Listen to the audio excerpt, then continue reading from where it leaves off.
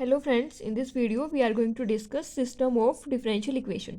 तो basically system में क्या होता है, हमारे पास दो इंडिपेंडेंट वेरिएबल होते हैं और एक दो डिपेंडेंट वेरिएबल होते हैं और एक इंडिपेंडेंट वेरिएबल होता है। जैसे कि हमारा जो ये क्वेश्चन है, यहाँ पे डिपेंडेंट वेरिएबल है एक्स और वाई और इंडिपेंडेंट वेरिएबल है टी, और हमें एक या दो या तीन इस तरीके से इक्वेशन गिवन होती है। सो बेसिकली होता क्या है, डिपेंडेंट तो एक से ज़्यादा होते हैं, जैसे यहाँ पे डिपेंडेंट एक्स और वाई है, बट इंडिपेंडेंट वेरिएबल एक ही होता है। तो जब भी कभी ऐसा होता है तो हम ऐसी डिफरेंशियल इक्वेशन जो लिखी होती हैं उनको हम उसको पूरे को हम बोलते हैं सिस्टम ऑफ डिफरेंशियल इक्वेशन। ये लीनियर सिस्टम है डिफरेंशियल इक्वेशन का। तो यहाँ पे तो ये होमोजीनियस है, क्योंकि ये इनिशियल सबसे सिंपल वाली प्रॉब्लम डिफरेंशियल इक्वेशन में यही होती है।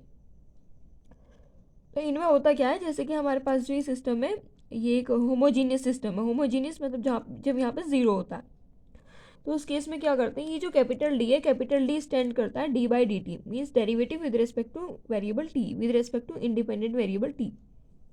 तो हम क्या करते हैं कि कोफिशिएंट सब कुछ पहले इक्वेट करते हैं, जैसे एक्स और इक्वेट नहीं, मतलब इकट्ठा करते हैं, पहले कलेक्ट करते हैं। तो जैसे एक्स यहाँ से कॉमन लिया तो यहाँ बचा D-7, फिर D-7 एक्स पे ऑपरेट हो रहा है, प्लस वाई इक्वल्स टू 0। ऐसे यहाँ से ये वाली इक्वेशन में यहाँ से वाई की कोफिशिएंट को इकट्ठा किया, तो यहाँ से क्या आया, -2x प्लस D-5, बाहर से वाई पे ऑपरेट हो रहा है D-5 इक्वल्स टू 0। तो ये दोनों इक्वेशन मिलके बनाती हैं सिस्टम। ये पहले ऐसा लिखा हुआ था, अब हमने इसको ऐसे लिख लिया, हमने इसको थोड़ा सा तरीके से लिख लिया ताकि हमें एक्सप्लिसिटली दिख जाए कि एक्स और वाई के कोफिशिएंट इजीली दिख जाए। क्योंकि बेसिकली जब भी हम नॉर्मली इक्वेशन सॉल्व करते हैं, जैसे हम मैथ में इक्वेशन सॉल्व करते हैं 2x + 3y इक्वल्स टू 0 और 7x + 9y इक्वल्स टू 0, तो जब भी हम इस तरीके से इक्वेशन सॉल्व करते हैं तो उसमें हम ऐसे ही करते हैं, एक्स के कोफिशिएंट हमें अलग दिख रहे होते हैं, वाई के अलग, और हम उनको ऐसे सोल्व करते हैं। तो हम नॉर्मली क्या करते हैं, पहले किसी एक के कोफिशिएंट को इक्वल करके उन्हें कट कर देते हैं और एक की वैल्यू फाइंड कर लेते हैं, फिर जो वैल्यू आती है उससे किसी इक्वेशन में रख के उसकी वैल्यू फाइंड कर लेते हैं। जो ऐसा मैंने जो तरीका बताया है, ये नॉर्मली इक्वेशन सोल्व करने का तरीका बताया है। तो ये जो सबसे सिंपल टाइप का क्वेश्चन आता है system of ordinary differential equation में, इसे हम उसी तरीके से सोल्व करते हैं। जैसे अब देखें, यहाँ पे देखेंगे, यहाँ पे y का कोफिशिएंट 1 है, लेकिन यहाँ पे y के ऊपर ऑपरेट हो रहा है D-5। तो हम इस वाली इक्वेशन में D-5 की मल्टीप्लाई कर देंगे, ऐसा हम बोलते हैं, लेकिन असल में ऐसा होता नहीं है। असल में ऐसा होता है कि हमने D-5 को इधर की साइड से ऑपरेट कर दिया इस वाली इक्वेशन में, और फिर हमने दोनों को मतलब सब्ट्रैक्ट कर दिया, जिससे कि ये वाली टर्म कैंसिल हो जाए, हम एक वेरिएबल की वैल्यू फाइंड कर लें। तो यहाँ हमने ऐसे ही किया, D-5 को इधर की साइड से ऑपरेट किया, फिर ये दोनों टर्म सेम हो गई, तो इस वाली इक्वेशन में से इस वाली इक्वेशन को माइनस कर दिया, फिर ये हमें एक्स में हमारा बच गया एक डिफरेंशियल इक्वेशन। अब इस डिफरेंशियल इक्वेशन को तो हम सॉल्व कर ही सकते हैं, हमने सॉल्व कर लिया, एक्स की वैल्यू फाइंड कर ली। अब क्योंकि हमने एक्स की वैल्यू फाइंड कर ली और हमें वाई की वैल्यू यहाँ पे दिख रही है, वाई क्या है, वाई इक्वल्स टू, इसको उधर ले जाएंगे तो माइनस का, मतलब यहाँ से भी देख सकते हैं, Y equals to dx upon, मतलब इन दोनों को उधर की साइड ले जाएंगे तो वाई इक्वल्स टू माइनस का dx upon dt plus 7x। तो y इक्वल्स टू माइनस का dx upon dt minus 7x, यहाँ से हम y की वैल्यू भी फाइंड कर लेंगे। तो ये सबसे सिंपल वाला टाइप होता है इनिशियल वाला, जब भी हम सिस्टम ऑफ डिफरेंशियल इक्वेशन पढ़ते हैं, कि हम इस तरीके से सिस्टम को सॉल्व करते हैं। अब हम देखेंगे कि रिप्रेजेंटेशन कैसे होती है सिस्टम ऑफ लीनियर इक्वेशन जो होता है उसकी मैट्रिक्स रिप्रेजेंटेशन, जैसे हम देखते हैं नॉर्मली सिस्टम के क्वेश्चंस में, वो कैसे होती है। तो बेसिकली वो ऐसे होता है कि कंसीडर अ डिफरेंशियल इक्वेशन, हमारे पास एक ये डिफरेंशियल इक्वेशन है nth ऑर्डर की लीनियर डिफरेंशियल इक्वेशन, इस तरीके से होती है। ये नॉन होमोजीनियस है, मीन्स इसमें RX नॉट इक्वल टू 0 भी हो सकता है। तो इसका एक सॉल्यूशन तो y1 इक्वल्स टू y है, दूसरा सॉल्यूशन y2 इक्वल्स टू पहले वाले का डिफरेंशिएशन करके आ जाएगा, तीसरा सॉल्यूशन, ये पहला सॉल्यूशन था इसका 2 बार डिफरेंशियल, यानी कि y2 का डिफरेंशिएशन करके आ जाएगा। ऐसे करके nth सॉल्यूशन जो है, वो जो इनिशियल सॉल्यूशन माना था ये, इसका nth डेरिवेटिव करके आ जाएगा। तो ये इस तरीके से सब सॉल्यूशन डिफाइन करते हैं। आई डोंट नो ये कैसे डिफाइन करते हैं, ये कंस्ट्रक्शन कहाँ से आई, I don't know, but actually ऐसे ही पढ़ते हैं। तो इसीलिए आई एम जस्ट सेइंग कि हम ऐसे ही इसमें सिस्टम मानते हैं, एक सॉल्यूशन मानते हैं, दूसरा सॉल्यूशन उसका डेरिवेटिव, तीसरा सॉल्यूशन उसका 2 बार डेरिवेटिव, और nth सॉल्यूशन उसका nth डेरिवेटिव। फिर जब इन सबको इक्वेशन में रख के सेटिस्फाई कराते हैं तो हमारे पास ये सिस्टम ऑफ लीनियर इक्वेशन बन जाता है, ये सिस्टम बन जाता है ऐसे, means y1 dash y2 dash and so on yn dash equals to, यहाँ एक कोफिशिएंट मैट्रिक्स आती है y1 y2 up to yn plus यहाँ पे एक एडिशनल एक कॉलम वेक्टर आता है। तो सिस्टम ऐसे बनता है Y dash इजकस to A Y plus B. यहाँ पे ए जो है वो ये मैट्रिक्स होती है, बी कॉलम वेक्टर होता है और इक्वेशन 1 होमोजीनियस सिस्टम होता है। अब देखो अगर आर एक्स को इस आर एक्स को 0 रख देंगे तो इक्वेशन 1 जो है वो होमोजीनियस सिस्टम बन जाएगा। तो हम बोलेंगे कि then it is system is homogeneous हम बोलेंगे। और अगर ये R X not equal to 0 होता है तो हम बोलेंगे सिस्टम इज़ नॉन होमोजीनियस। जैसे कि तो मतलब सिस्टम तो हमारा इस टाइप से बन जाता है कि एक मैट्रिक्स इंटू वाई जो हमें फाइंड करना है वाई, और ये वाई डैश सबके डेरिवेटिव, मतलब यहाँ पे जैसे यहाँ y1 है तो यहाँ पे y1 डैश, यहाँ पे y2 है, ये y2 है तो यहाँ पे y2 डैश, ऐसे ये yn है तो यहाँ पे yn डैश। सिस्टम तो ऐसे बन जाता है। अब एक बहुत सिंपल सा तरीका होता है, एक ये भी तरीका होता है सिस्टम को सॉल्व करने का। जैसे देखो अगर y dash minus A Y इजकस to B, means जो यहाँ पे है ना y dash इजकस to A Y plus B, तो इन्होंने कुछ नहीं किया है, ये बस ए वाई को इधर ले गए हैं। तो y dash इजकस to A Y, y dash minus A Y इजकस to B. तो इसको हम लीनियर डिफरेंशियल इक्वेशन की तरह कंसीडर करेंगे। जैसे हमारे पास लीनियर डिफरेंशियल इक्वेशन होती है y डैश, या सिंपली मैं dy बाई डी एक्स लिख देती हूँ, माइन plus P X into Y इजकस to Q X. तो हम इसका जो जैसे लीनियर डिफरेंशियल इक्वेशन को सोल्व करते हैं उसमें पहले तो इंटीग्रेटिंग फैक्टर निकालते हैं। यहाँ पे इंटीग्रेटिंग फैक्टर क्या होता था, ई की इंटीग्रेटिंग फैक्टर इजकस टू ई की power integral of P x d x. तो यहाँ पे भी इंटीग्रेटिंग फैक्टर इजकस टू, यहाँ पे देखो ये वाई डैश का काम तो कर रहा है ये वाला capital Y dash, plus P X का काम कर रही है ये मैट्रिक्स, माइनस ये वाई का काम ये वाई कर रहा है कैपिटल वाई कॉलम वेक्टर, और बी का काम कर रहा है ये वाली matrix coefficient matrix column vector. तो हम यहाँ पे भी लीनियर डिफरेंशियल इक्वेशन की जैसे सोल्व करेंगे, आई एफ फाइंड करेंगे, आई एफ इजकस to integral of matrix minus का ए एक्स डी एक्स। तो वो माइनस का ए एक्स हो गया इंटीग्रल, और इसके बाद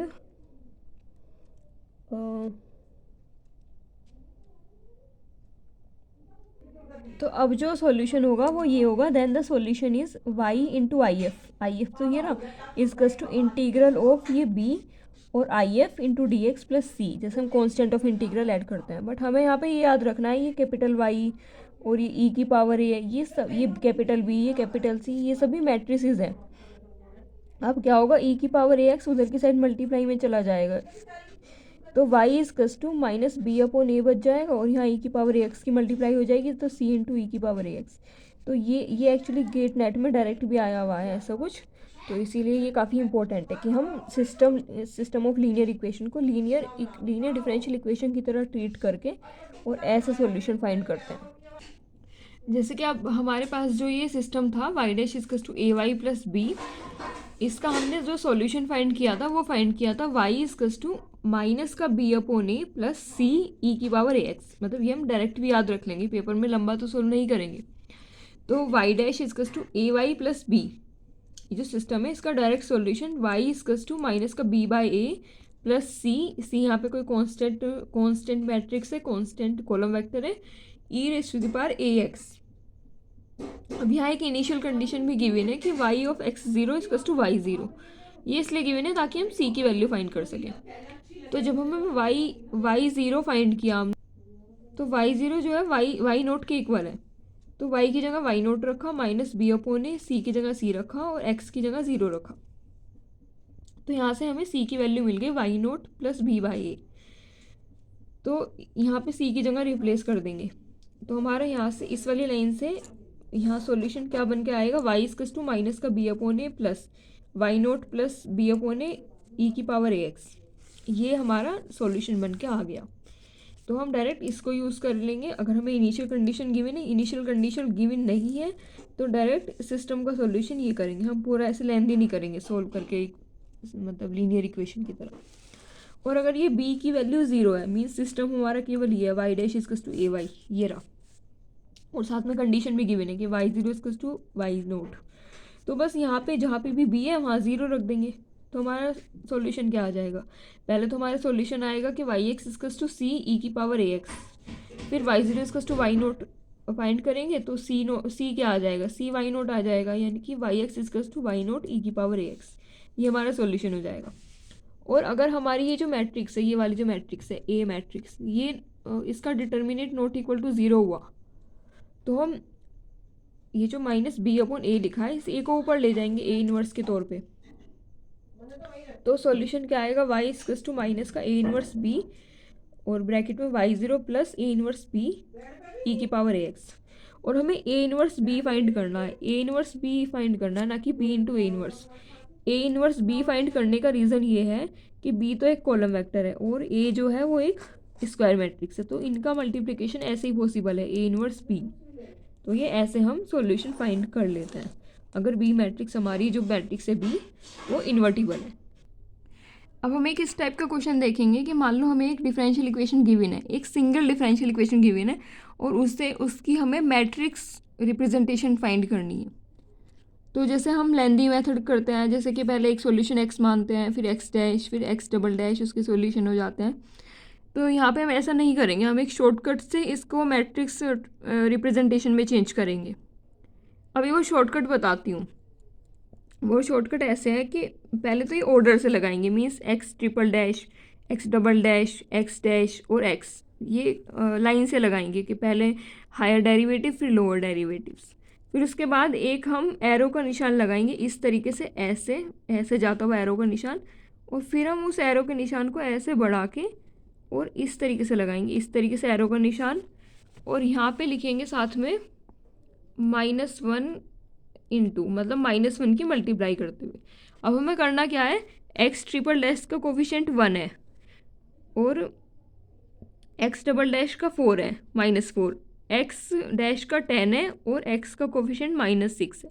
तो पहले तो हम क्या करेंगे, हम ये जो भी हायर डेरिवेटिव होगा उसके कोफिशिएंट को 1 बना लेंगे। तो यहाँ पे हमें बनाने की ज़रूरत नहीं है, यहाँ ऑलरेडी 1 गिवन है। अब हम क्या करेंगे, जो ये कोफिशिएंट है ना, जैसे -6, 10 और -4, ये अपोजिट आएंगे, मतलब -6 आके सबसे पहले यहाँ आके बैठ जाएगा। ये जो, क्योंकि -1 की मल्टीप्लाई करेंगे, जैसे -6 था, -1 की मल्टीप्लाई करके वो प्लस का 6 यहाँ आके बैठ गया। ये 10 था तो -10 सेकंड नंबर पे यहाँ आके बैठ गया, -4 था वो थर्ड नंबर पे यहाँ आके यहाँ पे बैठ गया, प्लस का 4 हो गया, -1 की मल्टीप्लाई हो गई। तो ये जो हम बनाएंगे इसको बोलते हैं matrix form of the given differential equation. और हम ध्यान से देखेंगे ये जो मैट्रिक्स बनती है ये कंपेनियन मैट्रिक्स बनती है। ये देखिए, ये कंपेनियन मैट्रिक्स यहाँ पे बन रही है, it is companion matrix. Basically linear algebra में इसको काफ़ी पढ़ते हैं, काफ़ी इंपॉर्टेंट मैट्रिक्स है, इट इज़ कंपेनियन मैट्रिक्स। अब जैसे यहाँ पे एक क्वेश्चन देखते हैं, हमें ये ओडी गिवन है और हमें ये एम गिवन है, एम मैट्रिक्स आइडेंटिटी मैट्रिक्स, और बी मैट्रिक्स जो है वो ये कॉलम वेक्टर गिवन है, और हमें ये एक्स जो कॉलम वेक्टर है x1 x2 ये हमें फाइंड करना होता है। तो अब हमें 4 ऑप्शन दिए हैं, इसका सॉल्यूशन कौन सा है। तो पहले तो हम इसे ऐसे बनाएंगे कि एक्स डैश फिर -mx इक्वल्स टू बी, यानी कि हमने लीनियर डिफरेंशियल इक्वेशन टाइप से इसे बना लिया। तो जब भी हमारे पास ऐसी इक्वेशन होती है तो हमने अभी यहाँ पे देखा था कि इसका सॉल्यूशन क्या होता है, -b/a प्लस c इंटू ई की पावर ax, ये वाला ax। तो ऐसे ही इसका सॉल्यूशन क्या होगा, x dash equals to mx plus b, mx को इधर लिया है तो इसका सॉल्यूशन होगा x इक्वल्स टू माइनस का b/a, ये वाला b, और ये जो a की जगह m है यहाँ पे, b/m प्लस c इंटू ई की पावर mt। यहाँ पे t जो है वो इंडिपेंडेंट वेरिएबल है और कैपिटल X जो है वो एक कॉलम वेक्टर है जिसके अंदर 2 डिपेंडेंट वेरिएबल हैं, x1 और x2। तो यहाँ पे t इंडिपेंडेंट वेरिएबल है, इसलिए यहाँ पे t आया।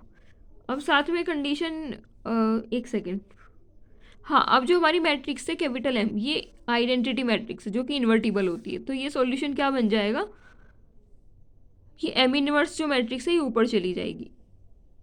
सो बेसिकली ये M इनवर्स B हम डिफाइन करते हैं ताकि मल्टीप्लिकेशन पॉसिबल हो पाए, और B की जगह B की वैल्यू रख देंगे यहाँ पे। तो ये सॉल्यूशन क्या बनेगा, -b/m प्लस c ई की पावर mt। अब ये जो M मैट्रिक्स है इसका इन्वर्स, ये जो M मैट्रिक्स है ये ऊपर चली गई तो M इनवर्स B हो गया, तो वहाँ से ये सॉल्यूशन हमारा आ गया। This is our answer. Basically ये वाली टर्म तो ऐसी की ऐसी रही। अब जो ये वाली टर्म थी ये M ऊपर चला गया, M इनवर्स M के इक्वल है because M is a identity matrix. तो ये एम इनवर्स बी बन गया। अब एम इनवर्स बी किसके इक्वल है? जब एम इनवर्स तो आइडेंटिटी मैट्रिक्स है, आइडेंटिटी मैट्रिक्स की किसी कॉलम वेक्टर में मल्टीप्लाई करेंगे या किसी भी मैट्रिक्स में मल्टीप्लाई करेंगे तो वो मैट्रिक्स एज इट इज़ आ जाएगी। तो ये ऐसे हो गया।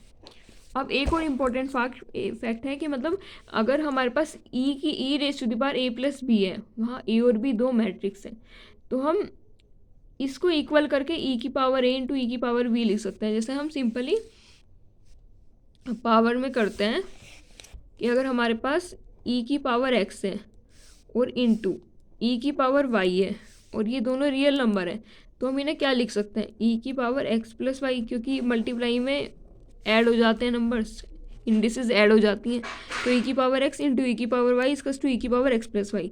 बट ये जो फॉर्मूला है ना, ये जो केस है, ये मैट्रिसेस के केस में सही नहीं होता। मतलब ई की पावर ए प्लस बी, जहाँ ए और बी दो मैट्रिक्स है, तो उसे हम ऐसे नहीं लिख सकते इक्वल टू ई की पावर ए इंटू ई की पावर बी। ये इसके इक्वल तभी होता है if and only if A B इजकस to B A, means A और बी दोनों मैट्रिक्स कॉम्यूटेटिव मैट्रिक्स। और इस चीज़ का अगर हमें प्रूफ देखना है तो हम सिंपली ई की पावर का जो फॉर्मूला होता है, ई की पावर एक्स इजकस टू जो सीरीज़ होती है, उस सीरीज़ को ओपन करके और फिर देख सकते हैं कि हाँ ये सच में इक्वल तभी होते हैं जब ए और बी मैट्रिक्स कॉम्यूट करें, मीन्स ए बी इजकस टू बी ए। अब हम डिस्कशन करेंगे second order linear differential equation का थोड़ा सा। तो जैसा हमारे पास लीनियर डिफरेंशियल इक्वेशन है y double dash plus a one x y dash plus a two x y इजकस to zero. तो हमें पता है हमें इसकी मैट्रिक्स कैसे बनानी है। हम लिखेंगे Y one dash Y two dash column vector is equals to, means Y dash इजकस to A X वाली फॉर्म बनानी है where A is a matrix और एक्स जो है ये कॉलम वेक्टर है वाई वन वाई टू। तो जैसे मैंने बताया था कि ऐसे आके और ऐसे चला जाएगा माइनस साइन के साथ, तो ए टू एक्स यहाँ पर आ जाएगा ऐसे, ए वन एक्स माइनस साइन के साथ यहाँ पर आ जाएगा। तो ये जो मैट्रिक्स बनी हमारी, इस मैट्रिक्स का ट्रेस है माइनस का ए वन एक्स, ट्रेस इन दोनों को सम करके आता है, और इसका डिटर्मिनेट क्या है? इन दोनों की मल्टीप्लाई माइनस इन दोनों की मल्टीप्लाई, तो डिटर्मिनेट आया ए टू एक्स। और अगर वाई वन वाई टू इसके दो सॉल्यूशन है, दोनों एल आई हैं, तो उसके केस में क्या होगा? रोन्स्किन क्या होगा वाई वन वाई टू का? वो ये होगा, मीन्स वो तो हम इक्वेशन से भी फाइंड कर सकते हैं। रोन्स्किन क्या होता है? सी इंटू ई की पावर इंटीग्रल ये वाला कोफिशिएंट माइनस टाइम ये वाला कोफिशिएंट अपॉन में ये वाला कोफिशिएंट, तो minus time a one x d x upon में वन, वन क्योंकि नीचे वन है तो मतलब उसको ऐसे प्रिसाइजली लिखेंगे नहीं, तो a one x divided by one means a one x d x, यानी कि Wronskian of W1 W2 at point x वो ये हो जाएगा। अब हमें पता है ये minus time a one x ये किस चीज़ की वैल्यू होती है? ये ट्रेस होता है, ट्रेस ऑफ ए। ये जो मैट्रिक्स ए है, ये मैट्रिक्स ए है, ये वाली मैट्रिक्स, ये वाली मैट्रिक्स है, तो इस मैट्रिक्स का जो ट्रेस है वो हो जाएगा माइनस का ए वन एक्स। तो Wronskian of y one Y two x इजकस to c into ई की power trace of A into D x. अब trace of A is independent of x, तो ये तो बाहर आ जाएगा। एक्चुअली ये रोन्स्किन के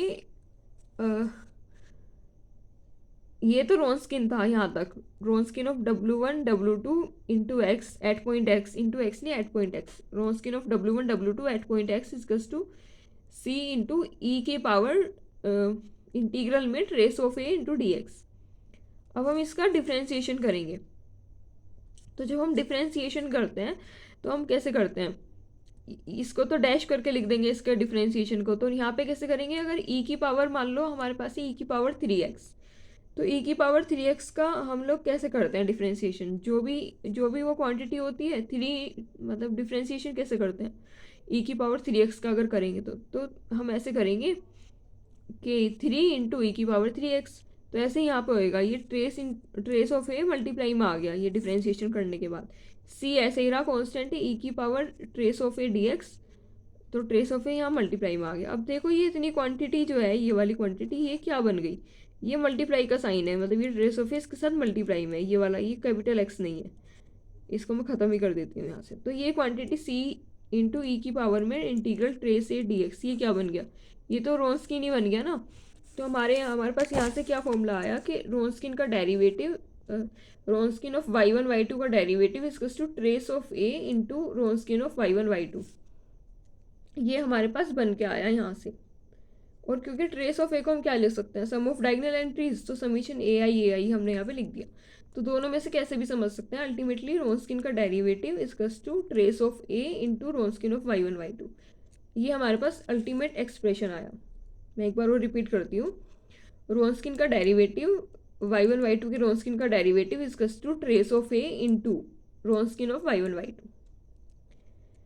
अब हम देखते हैं आगे, सिस्टम में आगे बढ़ते हैं। तो सिस्टम अगर हमारे पास ये है कि X dash equals to A X, यहाँ पे ए एक मैट्रिक्स है और एक्स डैश कॉलम वेक्टर है, उसके x1 dash x2 dash and so on xn dash उसके अंदर की एंट्रीज है, ऐसी x की एंट्रीज है x1 x2 and so on xn। तो ये system of ordinary differential equation है हमारे पास। अब इसमें कुछ केसेस बनेंगे इसके सॉल्यूशन के लिए, क्योंकि अल्टीमेटली हमें सिस्टम सोल्व करना है पेपर में, तो इसके लिए हमें सिस्टम को कैसे सोल्व करना है। तो इफ़ ऑल आइगन वैल्यू, अब क्या करते हैं, ये जो मैट्रिक्स होती है कैपिटल ए, इसकी सारी आइगन वैल्यूज़ फाइंड करते हैं। अगर इसकी सारी आइगन वैल्यूज़ डिस्टिंक्ट है या फिर ये मैट्रिक्स डायगोनलाइजेबल है और इसकी आइगन वैल्यूज़ हैं λ1 λ2 अप टू λn, या तो ये सभी डिस्टिंक्ट होनी चाहिए और या फिर मैट्रिक्स डायगोनलाइजेबल होना चाहिए। अगर मैट्रिक्स डायगोनलाइजेबल होंगी तो चाहे इनमें से कुछ सेम भी हो जाए कोई बात नहीं। तो हमारे पास केस फर्स्ट ये कहता है कि या तो सारी मैट्रिक्स, सारी आइगन वैल्यूज़ जो है मैट्रिक्स की डिस्टिंक्ट हो, या फिर कैपिटल ए जो मैट्रिक्स है ये डायगोनलाइजेबल हो। तो उसके केस में सिंपली सॉल्यूशन ये होता है, ये this is solution. Column vector x t equals to c1 e की power λ1 t into v1 plus c2 e की power λ2 t into v2 and so on cn e की power λn t into vn। अब मैं इस expression में हम देखते हैं कि क्या क्या है। c1 कांस्टेंट है, कोई भी कांस्टेंट 1 2 3 कुछ भी हो सकता है, और ये जो t है ये इंडिपेंडेंट वेरिएबल है, क्योंकि यहाँ पे जब ये कॉलम वेक्टर बनेगा x एक कॉलम वेक्टर बनेगा x1 x2 and so on xn। Dash मैंने इसलिए लगाया, ये डैश मैंने इसलिए लगाया यहाँ पे, ये है ना x एक कॉलम वेक्टर बनेगा x1 x2 up to xn, ये डैश मैंने ट्रांसपोज की वजह से लगाया। तो ये x1 x2 up to xn ये सभी डिपेंडेंट वेरिएबल हैं, और जो t है यहाँ पे हमारा वेरिएबल वो एक इंडिपेंडेंट वेरिएबल है। तो c1 कांस्टेंट है, e की पावर में λ1 आइगन वैल्यू है, जो ये सभी आइगन वैल्यू इनमें से आइगन वैल्यू है एक, t उसके साथ मल्टीप्लाई हमने किया है जो कि इंडिपेंडेंट वेरिएबल है, और इंटू v1, ये जो v1 है ये है λ1 के कोरस्पॉन्डिंग आइगन वेक्टर v1, λ2 के कोरस्पॉन्डिंग आइगन वेक्टर v2, λ3 के कोरस्पॉन्डिंग आइगन वेक्टर v3 और λn के कोरस्पॉन्डिंग आइगन वेक्टर vn। ये जो मैंने पहला केस लिया है कि या तो सभी आइगन वैल्यू डिस्टिंक्ट होनी चाहिए और या फिर मैट्रिक्स से डायगोनलाइजेबल होनी चाहिए, तो उस केस में सॉल्यूशन ऐसा लिखा जाएगा। इसका रीज़न ये है कि जब मैट्रिक्स की सारी आइगन वैल्यू डिस्टिंक्ट होती हैं और या फिर मैट्रिक्स डायगोनलाइजेबल होती है, चाहे वैल्यूज़ सारे आइगन वैल्यू कुछ सेम भी हो, तो उस केस में हम v1 v2 v3 हम आइगन वेक्टर प्रत्येक आइगन वैल्यू के लिए अलग अलग फाइंड कर लेते हैं और सिंपली उसमें यहाँ रख देते हैं, तो हमारा सॉल्यूशन मिल जाता है। अब सवाल आता है कि ये आइगन वेक्टर निकालेंगे कैसे। जैसे कि हमारे पास एक आइगन वैल्यू है λ1, उसके कोरस्पॉन्डिंग हमें आइगन वेक्टर निकालना है v1, तो उसको हम ऐसे फाइंड करेंगे, जो ये हमें यहाँ पे गिवन मैट्रिक्स होगी A, इस मैट्रिक्स को लेंगे हम, यहाँ लगाएंगे a v1 equals to λ1 v1। ये है आइगन वैल्यू और आइगन वेक्टर की डेफिनेशन कि v1 is the eigen vector corresponding to eigen value λ1, तो उसकी ये कंडीशन होती है। अब क्या करेंगे, इसको इधर ले जाएंगे, तो a माइनस λ1 i ब्रैकेट बंद v1 इजकल्स टू 0। इस सिस्टम को सॉल्व करके हम यहाँ से v1 फाइंड कर लेंगे। क्वेश्चन में हम ऐसा करेंगे, सिंपली v2 फाइंड कर लेंगे, v3 कर लेंगे, vn कर लेंगे।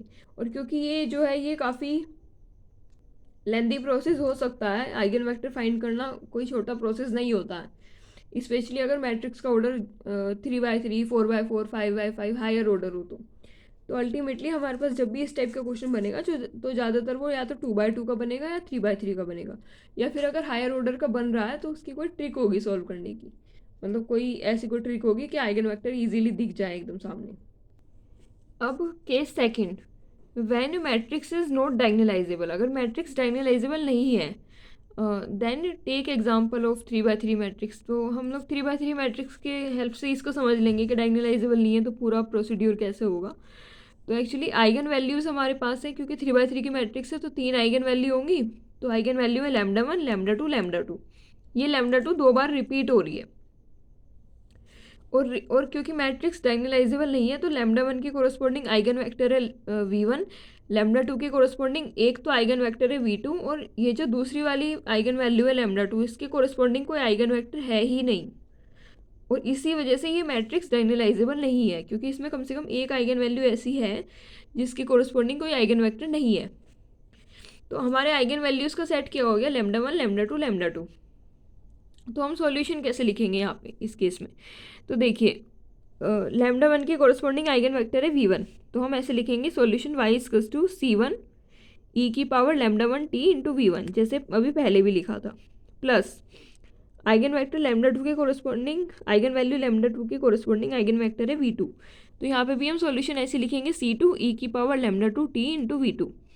अब क्योंकि ये वाली जो तीसरी आइगन वैल्यू है लैम्डा 2, जो कि दोनों सेम है, ये लैम्डा 2 ही है, इसके कोरस्पॉन्डिंग कोई आइगन वेक्टर नहीं है, तो c3 इंटू ई की पावर लैम्डा 2 t।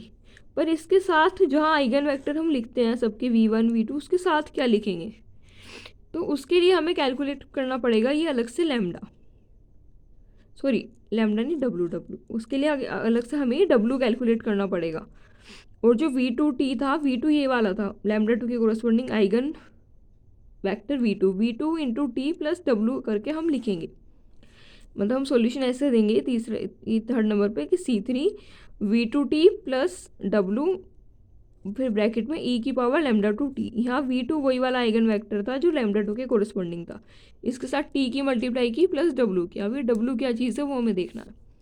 तो ये w जो है ये बेसिकली ये कुछ नहीं है, जनरलाइज्ड आइगन वेक्टर जिसे हम फाइंड करते हैं लीनियर अलजेब्रा में, वो है। अगर जनरलाइज्ड आइगन वेक्टर का नहीं भी पता तो सिंपली बस ये फॉर्मूला याद रखना है कि हम इससे कैलकुलेट कर लेंगे। तो ये फॉर्मूला क्या है, इसमें करना क्या है, हमें जो मैट्रिक्स हमें दी थी ए माइनस लैम्डा 2 आई, इसके बाहर w की मल्टीप्लाई करनी है इसकस टू v2 वही वाला वेक्टर था जो w2 के कोरस्पॉन्डिंग आइगन वेक्टर था। अगर हम इसे सॉल्व करके w फाइंड कर लेंगे तो उसे यहाँ रख के और ये पूरा सॉल्यूशन को इस तरह लिख देंगे। अब ये तो थी 3/3 की बात। अब अगर मान लो 2/2 में बात कर रहे हैं और 2/2 में दो ही आइगन वैल्यू होंगी, अगर दोनों डिस्टिंक्ट है तो सॉल्यूशन ही इतना रह जाएगा, तो उस टाइम दोनों डिस्टिंक्ट है तो मैट्रिक्स डायगोनलाइजेबल हो जाएगी और सॉल्यूशन हमारा ये बन जाएगा। अगर दोनों डिस्टिंक्ट नहीं है, दोनों सेम है और मैट्रिक्स डायगोनलाइजेबल भी नहीं है, तो उस केस में सॉल्यूशन ये वाला आएगा, ये वाली दो टर्म, क्योंकि एक तो लैम्डा 2 के लिए ऐसे डिफाइन हो जाएगा और दूसरा जिस लैम्डा 2 के लिए आइगन वेक्टर नहीं है उसके लिए इस तरीके से डिफाइन कर देंगे हम, इस तरीके से। और ज़्यादातर जो क्वेश्चन आएगा पेपर में वो 2/2 के लिए या 3/3 के लिए आएगा, 4/4 में नहीं जाएगा, बिकॉज आइगन वैल्यू कैलकुलेट करना ईजी, आइगन वेक्टर कैलकुलेट करना काफ़ी लेंदी हो जाता है। और हम ऑब्जेक्टिव पेपर दे रहे हैं तो हमारे लिए तो यही आएगा, या तो 3/3 का मैट्रिक्स आएगा या 2/2 का मैट्रिक्स आएगा। अब इससे आगे हम पढ़ेंगे जो हमारे कुछ क्रिटिकल पॉइंट्स के बारे में कुछ होता है कि नोड होगा या फिर स्पाइरल पॉइंट होगा, या फिर जो ये हम पढ़ते हैं, अब हम इससे आगे वो पढ़ेंगे। अब हम इस टाइप वाले, ये जो लास्ट टाइप बच गया है इसको और पढ़ेंगे, सिस्टम ऑफ मतलब autonomous system of differential equation में। तो इसमें क्या होगा, इसमें दो टाइप के, ये जो लास्ट में है जिसमें क्रिटिकल पॉइंट के थ्रू हम नेचर देखेंगे सॉल्यूशन की, इसमें भी दो टाइप है, एक तो है होमोजीनियस और एक है नॉन होमोजीनियस, और ज़्यादातर ये 2/2 में ही आएगा एक्चुअली, तो हम उसी में ही डिस्कस करेंगे। तो 2/2 में क्या होगा, जैसे ये dx/dt इसकस टू ये एक इक्वेशन है, dy/dt एक इक्वेशन है, तो ये तो होमोजीनियस है क्योंकि इसमें ax प्लस बी वाई, जिसकी भी a इंटू एक्स, यहाँ पे x की डिग्री 1 है प्लस बी वाई, वाई की डिग्री 1 है। ऐसे ही सी एक्स प्लस डी वाई, यहाँ पे x की डिग्री 1 है, y की डिग्री 1 है, लीनियर है वैसे भी, तो ये होमोजीनियस सिस्टम है। ऐसे ही ax² plus 2hxy plus by² plus sin x into Y, मतलब यहाँ पे कुछ होमोजीनियस फंक्शन नहीं बनेगा, यहाँ पे कुछ साइन कोस भी आ जाएगा, या जैसे अगर यहाँ से x गायब कर दें तो ये ऐसे बन जाएगा 2hy, इसकी डिग्री 1 होगी बीच वाले की, ये ax² है, ये by² है, इसकी डिग्री 2 है, तो यहाँ पे कुछ और बन रहा होगा यहाँ पे, तो इसको हम बाद में डिस्कस करेंगे, पहले इसको डिस्कस करेंगे। तो पहले होमोजीनियस को डिस्कस करेंगे। होमोजीनियस के केस में ये लीनियर होते हैं और ये इस तरीके से सिस्टम होता है हमारे पास। और dx/dt को हम क्या बोलते हैं, derivative of x with respect to independent variable t, क्योंकि यहाँ पे जो वेरिएबल है, यहाँ पे जो x वेरिएबल है, x और y डिपेंडेंट वेरिएबल है, t इंडिपेंडेंट वेरिएबल है, तो इसलिए सिस्टम ऐसे बनेगा। तो इसको x डैश बोलेंगे, x डैश मीन्स dx/dt, इसको y डैश बोलेंगे, y डैश मीन्स dy/dt। तो बेसिकली ये इस सिस्टम को मैं ऐसे भी मैट्रिक्स के फॉर्म में लिख सकती हूँ, x dash y dash is to this matrix और x into Y column vector. इसकी मल्टीप्लाई करेंगे तो यही हमें मिल जाएगा। ऐसे मल्टीप्लाई करेंगे तो एक्स प्लस बी वाई ये वाली इक्वेशन मिल जाएगी, एक्स डैश इजकस टू, और ऐसे ऐसे मल्टीप्लाई करेंगे तो सी एक्स प्लस डी वाई ये वाली इक्वेशन मिल जाएगी, वाई डैश इजकस टू।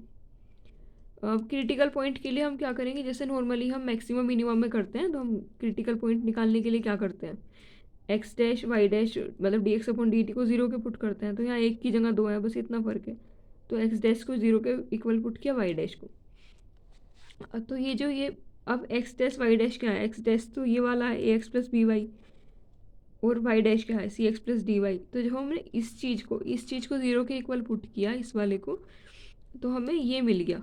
अब ये जो ये ना एक ये लीनियर अलजेब्रा में जैसे हम लोग करते हैं, ये एक सिस्टम बन गया, homogeneous system of linear equation. तो इसका जो सॉल्यूशन होता है, इसके पास या तो यूनिक सॉल्यूशन होता है, ज़ीरो सॉल्यूशन, या इनफाइनाइट नंबर ऑफ सॉल्यूशन, और वो डिपेंड करता है इस मैट्रिक्स पे। अगर इस मैट्रिक्स का डिटर्मिनेंट ज़ीरो है तो हमें मिलेगा इनफाइनाइट नंबर ऑफ सॉल्यूशन, और अगर इस मैट्रिक्स का डिटर्मिनेंट ज़ीरो नहीं है तो हमें मिलेगा ज़ीरो सॉल्यूशन, यानी कि X इजकस to zero, Y इजकस to zero. तो क्योंकि यहाँ पे इस मैट्रिक्स का डिटर्मिनेंट ज़ीरो नहीं है, तो हमें यहाँ ज़ीरो सॉल्यूशन मिला, means X इजकस to zero, Y इजकस to zero. तो हमारा क्रिटिकल पॉइंट क्या बन गया, ज़ीरो ज़ीरो, ओरिजिन बन गया। तो जब हमारा क्रिटिकल पॉइंट ओरिजिन बन गया, तो उस केस में क्या करते हैं, हम आइगन वैल्यू फाइंड करते हैं। वैसे ज़्यादातर हमारे में यही वाला केस आएगा कि ये मैट्रिक्स का डिटर्मिनेंट नॉन ज़ीरो होगा। एक्चुअली ज़्यादातर नहीं, केस यही आएगा हमारे में। तो आइगन वैल्यूज़ क्या हो गई। अच्छा, फिर हम क्या करेंगे, इस मैट्रिक्स की पूरी स्टडी करेंगे, जो 2x2 की मैट्रिक्स है। पहले तो इसकी आइगन वैल्यू फाइंड कर लेंगे, और 2x2 में आइगन वैल्यू फाइंड करना बहुत ईजी है। वैसे भी 2x2 में CST पॉलिनोमियल क्या बनता है, lambda square minus trace of A into lambda plus determinant of A equals to zero. Trace A plus D हो जाएगा, determinant A D minus B C हो जाएगा। तो उससे हम इजीली 2x2 में तो फाइंड कर ही लेते हैं आइगन वैल्यूज़।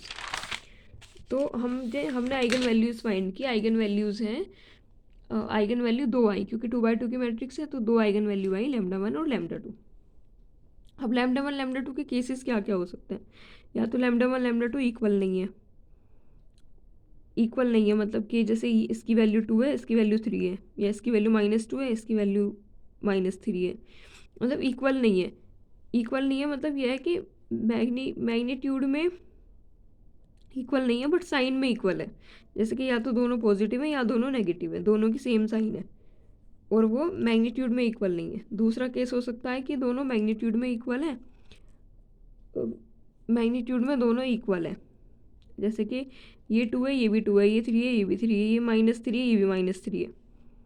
अब मैग्नीट्यूड में इक्वल है, लेकिन चाहे नेगेटिव हो दोनों या दोनों पॉजिटिव हो, लेकिन मैग्नीट्यूड में दोनों आइगन वैल्यू इक्वल है। मैग्नीट्यूड में भी साइन में भी दोनों इक्वल है, दोनों पॉजिटिव भी हो सकती हैं, दोनों नेगेटिव भी हो सकती हैं। तीसरा केस है, एक आइगन वैल्यू तो ग्रेटर देन 0 हो लैम्डा 1, और एक लेस देन 0 हो, मतलब एक नेगेटिव हो और एक पॉजिटिव हो। जैसे एक -2 है, दूसरी 2 हो, एक -3 है, दूसरी 7 हो, मतलब ऐसे दोनों आइगन वैल्यू नेगेटिव पॉजिटिव हो, चाहे मैग्नीट्यूड में सेम ही क्यों ना हो, लेकिन वैसे नेगेटिव पॉजिटिव हो। चौथा केस है, आइगन वैल्यूज़ अगर कॉम्प्लेक्स नंबर हो, alpha plus i beta, alpha minus i beta. और पांचवा केस है, आइगन वैल्यू प्योरली इमेजिनरी। अब इन केसेस के हिसाब से हम बनाएंगे सॉल्यूशन की नेचर। सॉल्यूशन की नेचर नहीं, बेसिकली क्रिटिकल पॉइंट की नेचर होती है। अब एक चीज़ और याद रखेंगे, जैसे हम जो सॉल्यूशन लिखते हैं, जैसे अभी हमने यहाँ सॉल्यूशन लिखा था इसका, तो हमने e की पावर लैम्डा 1t, e की पावर लैम्डा 2t ऐसे लिखा था। तो अगर e की पावर लैम्डा, मान लो आइगन वैल्यू अल्फ़ा है, तो e की पावर माइनस, और अगर आइगन वैल्यू नेगेटिव है तो e की पावर माइनस अल्फ़ा टी हो जाएगा। तो ये ज़ीरो की तरफ टेंड करता है as t tends to infinity, यानी कि ये स्टेबल हो जाता है सॉल्यूशन नेगेटिव होने पे आइगन वैल्यू। और e की पावर अल्फ़ा टी, यानी कि जब आइगन वैल्यू जो है पॉजिटिव है, तो सॉल्यूशन तो e की power alpha T tends to infinity as t tends to infinity. ये दो की वजह से हम स्टेबल और अनस्टेबल डिफाइन करेंगे। अगर ये हो रहा है तो हम बोलेंगे एसिम्प्टोटिकली स्टेबल, अगर ये हो रहा है तो हम बोलेंगे अनस्टेबल। ठीक है, अब देखते हैं nature of lambda 1 lambda 2, lambda 1 lambda 2 के यही वाले 5 केस यहाँ पे, और यहाँ पे लिखा है कि नेचर ऑफ क्रिटिकल पॉइंट। अब क्रिटिकल पॉइंट की नेचर क्या है वो यहाँ पे देखेंगे। और उसके बाद देखेंगे stability of critical point. Critical point stable है, अनस्टेबल है, एसिम्प्टोटिकली स्टेबल है, और उसके स्टेबल और अनस्टेबल के पीछे का लॉजिक यही वाला है जो ऊपर लिखा, बस इससे ज़्यादा नहीं है लॉजिक। तो बेसिकली अनस्टेबल और स्टेबल का मतलब तो यही है कि अगर आइगन वैल्यू नेगेटिव तो वो ज़ीरो की तरफ चला जाता है तो स्टेबल, अगर आइगन वैल्यू पॉजिटिव तो वो इन्फिनिटी की तरफ जाता है अनस्टेबल। मतलब ये रफ आइडिया है, बाकी वैसे इसका कोई मतलब नहीं है ऐसा सॉल्यूशन से, बट ये याद करने का एक आइडिया है। एनीवे अब ये जो ये 5 के 5 केसेस हैं इसको देखते हैं। तो पहला केस है कि अगर λ1 λ2 इक्वल नहीं है, और इक्वल नहीं है लेकिन वो दोनों के दोनों पॉजिटिव हैं या दोनों नेगेटिव हैं, जैसे कि मतलब साइन तो दोनों के सेम है बट मैग्नीट्यूड इक्वल नहीं है, जैसे कि ये 2 है और ये 3 है, ये 4 है ये 5 है, या फिर ये -2 है, λ1 -2 है और λ2 -3 है, sign same but magnitude different. तो उसमें क्या होगा, हमें नोड मिलेगा, साइन सेम मैग्नीट्यूड डिफरेंट में हमें नोड मिलेगा। और एसिम्प्टोटिकली स्टेबल मिलेगा नोड अगर दोनों आइगन वैल्यू पॉजिटिव है, अगर दोनों नेगेटिव है तो स्टेबल, जैसे मैंने यहाँ पे बताया नेगेटिव होने पे वो e⁻ -αt 0 पे जाता है तो स्टेबल हो जाता है। तो नेगेटिव होने पे एसिम्प्टोटिकली स्टेबल और पॉजिटिव होने पे अनस्टेबल। अगर दोनों के साइन दोनों के चेंज है, भले मैग्नीट्यूड सेम हो, जैसे कि एक 2 है और एक 3 है, -3 सॉरी, मतलब एक पॉजिटिव है एक नेगेटिव है, तो सैडल पॉइंट मिलेगा और अनस्टेबल होगा। अनस्टेबल होने का रीज़न ये है, एक पॉजिटिव है और एक नेगेटिव है, तो एक हिस्सा तो 0 की तरफ चला जाएगा, एक इन्फिनिटी की तरफ, तो फिर से अनस्टेबल हो जाएगा। मतलब एक के भी पॉजिटिव होने से अनस्टेबल हो जाएगा। तीसरा केस है अगर λ1 λ2 दोनों इक्वल हैं, मतलब दोनों इक्वल हैं, सेम साइन और सेम मैग्नीट्यूड, दोनों इक्वल हैं, जैसे दोनों 2 और 2, 3 और 3, -3 -3 -4 -4 दोनों इक्वल हैं, उस केस में भी नोड मिलता है और एसिम्प्टोटिकली स्टेबल मिलता है अगर दोनों नेगेटिव हो, और अनस्टेबल मिलता है अगर दोनों पॉजिटिव हो। तो पॉजिटिव होने पर अनस्टेबल ही रहेगा हमेशा, एक के भी पॉजिटिव होने से भी अनस्टेबल हो जाएगा। और अगर आइगन वैल्यूज़ ये हैं कि alpha plus i beta alpha minus i beta, तो स्पाइरल पॉइंट मिलता है, मतलब अगर इमेजिनरी आइगन वैल्यू है तो स्पाइरल पॉइंट मिलता है।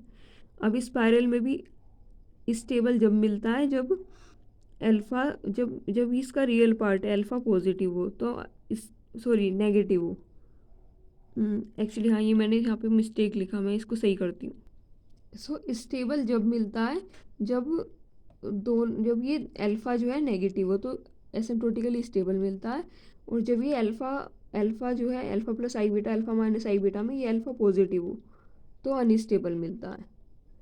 अब अगर ये प्योरली इमेजिनरी है तो प्योरली इमेजिनरी होने पे सेंटर पॉइंट मिलता है, सेंटर पॉइंट जो है वो स्टेबल होता है लेकिन एसिम्प्टोटिकली स्टेबल नहीं होता, ये हमें याद रखना पड़ेगा।